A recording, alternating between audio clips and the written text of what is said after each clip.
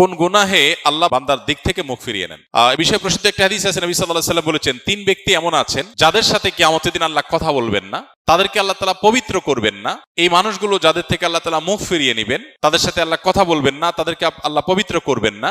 সেই মানুষগুলোর মধ্যে একজন হলেন ওই পুরুষ, যে পুরুষ টাকনুর নিচে পোশাক পরে। পোশাক পরে বলতে যে পোশাক উপরের দিক থেকে যায় সেটা টাকনুর নিচে পরে, প্যান্ট, পাজামা, চাদর, লুঙ্গি, জুব্বা, জামা, এগুলো। মুজা যেটা থাকেই নিচে, নিচ দিক থেকে পরা হয়, ওইটার কথা ভিন্ন। তো এই যে মুসবিল যে ব্যক্তি টাকনুর নিচে প্যান্ট, পাজামা, লুঙ্গি ইত্যাদি পরে, এই ব্যক্তি, তার সাথে আল্লাহ কিয়ামতের দিন কথাও বলবেন না এবং তার দিকে আল্লাহ তাকাবেনও না, তাকে আল্লাহ পবিত্রও করবেন না।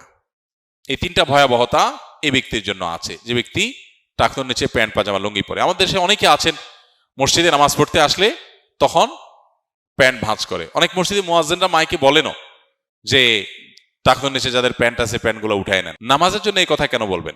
এই সম্পর্কে একটা জয়ীফ হাদিস আছে যে মুসবিল ইজারের নামাজ কবুল হয় না।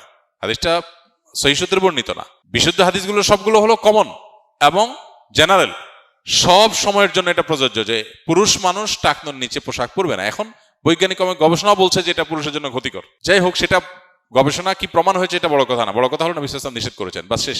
অতএব এই ব্যক্তি, যে ব্যক্তি টাকনুর নিচে প্যান্ট, পাজামা, লুঙ্গি, জুব্বা ইত্যাদি পরে, এই ব্যক্তি থেকে আল্লাহ কিয়ামতের দিন মুখ ফিরিয়ে নেবেন। খুবই ভয়াবহ কথা। 2 নম্বর হলেন ওই ব্যক্তি, যে ব্যক্তি কাউকে দান করে খোঁটা দেয়, অথবা যাকে দান করেছেন তাকে নানার কথা দিয়ে কষ্ট দেয়। দান করেছেন, আল্লাহর কাছে আশা করবেন এর বিনিময়।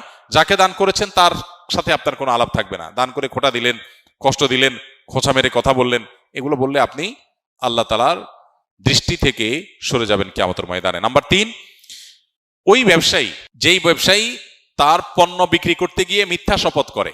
এখন তো ঘরে ঘরে, ভাই আল্লাহর কিরা, এটা কিনা পড়ছে এত, ভাই কিনতেও পারে না এত টাকা দিয়া, ডাহা মিথ্যা কথা। তো এই ব্যবসায়ী যে তার পণ্য বিক্রি করার প্রয়োজনে মিথ্যা শপথ করে ক্রেতাদের সাথে, কাস্টমারের সাথে, তার দিকে আল্লাহ তাকাবেনও না, তাকে পবিত্র করবেন না এবং কিয়ামতের দিন আল্লাহ রাব্বুল আলামিন তার সাথে কথাও বলবেন না। আল্লাহ আমাদেরকে এই সমস্ত বদগুণ, খারাপ গুণ থেকে, চরিত্র থেকে হেফাজত থাকার তৌফিক দান করুন।